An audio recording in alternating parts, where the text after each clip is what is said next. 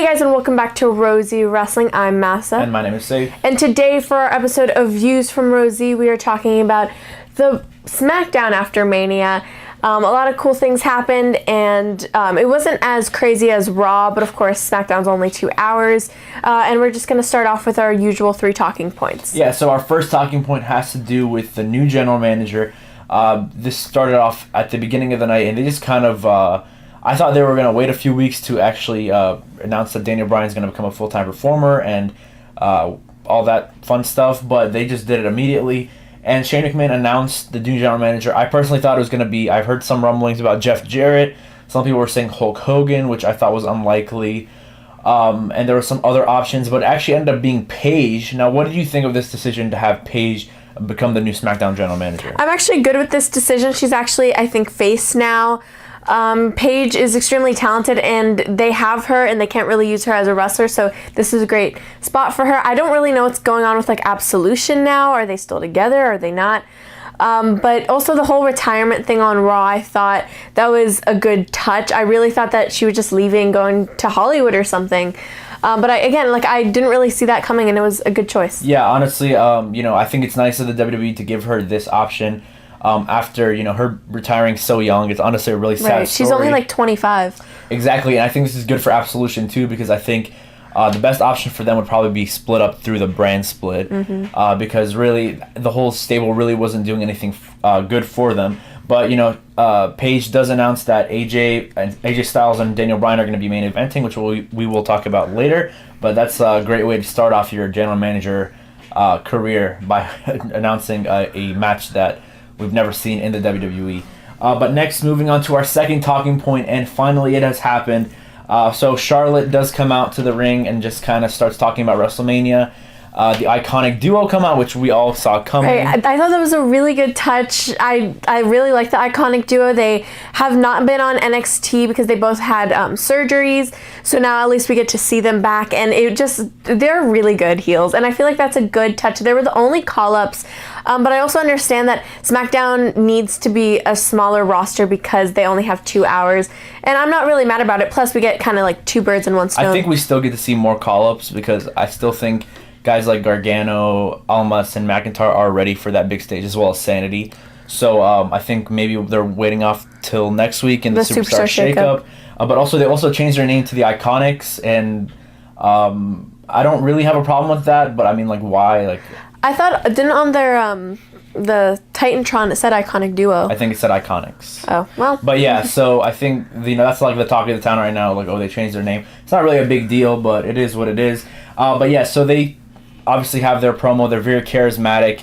They start beating up on Charlotte, and you can tell it was a really long beat down. So everyone could tell, oh, Carmella's coming out. They even started chanting for Carmella, and they left the ring, and I was like, oh, I guess they're not going to do it this week. But Carmella did actually end up coming out. She cashed in her Money in the Bank championship, Money in the Bank briefcase, and now she is the SmackDown Women's Champion. Now, how do you feel about Carmella becoming the Women's Champion after so long of holding the briefcase? See, one, they kind of stalled a little bit, one with like the actual fighting part, and then when she gave the briefcase to Mike Chioda, he like stalled, and I thought, another week, are they going to keep doing this? And they were really like, there's no time left. So I thought it was a good decision to have it now.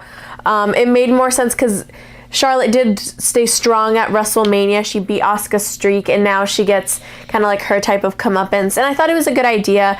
There were other times where I thought that they could have cashed in, but I'm fine with what they did. Yeah. I don't think she's going to hold the belt for long, though. I agree. I don't really see her holding it for long. I think she will, like, kind of flukishly retain the title over the next few maybe weeks or months, but I do see Charlotte getting that title back, unless they're doing a thing where Charlotte goes to Raw, which I really don't see happening. I know they want to do the whole Charlotte Ronda Rousey thing, but I feel like there's other ways to do it. Plus, the SmackDown Women's roster needs some star power, and I feel like Charlotte is really holding it down over there. But also, what do you think about having just Charlotte in the title picture? Do you want to see anybody else have the title soon? I mean, Becky Lynch has really been doing nothing ever since losing the title, 2 years ago? So I definitely want to see her in the title picture. I wanted to see Ruby Riott be given a chance. So there is some other women. Obviously, the Iconic Duo, now that they're on SmackDown, I want to see them, mixing it up with those girls. So I'm excited to see what happens, especially after the Superstar shakeup, because I do feel that SmackDown, should probably get, I don't know, maybe one of the Absolution members. You could bring over, I don't know. We'll have to watch to see. But I am excited to see what's in the future for the SmackDown Women's division. So lastly, we have the main event. And this is a dream match. AJ Styles versus Daniel Bryan. I actually didn't think that Daniel Bryan would be wrestling on his first SmackDown back, and I thought, that was a great choice. They're giving it away on free TV, which I thought was a weird decision, but by the end of there was no, real result, so right. You could still come back to that. Right, so I thought by the end of it, they made a right decision, and we had a really good match so far, already better than Shinsuke and AJ at WrestleMania, which is sad. But then we have Shinsuke Nakamura come in, Kinshasa to the head, to Daniel Bryan, which again made me cringe, and then we have Kinshasa to AJ Styles and Evil Shinsuke. Multiple low blows to right. AJ. And I'm loving Evil Shinsuke. Listen, I know everyone's disappointed in the match, including myself. I'm really disappointed. But I think this will end up being a better thing for Shinsuke as he's turned heel. He already has a special mojo about him, but I think it's there's something extra. Right. So I do think that he's probably much more likely to win the title now that he's heel. And just also the earlier backstage interview when he told Renee, I don't speak English. When I thought that was hilarious. I thought that was amazing. awesome. And just, you could tell he plays the role very well, just his mannerisms and his facials.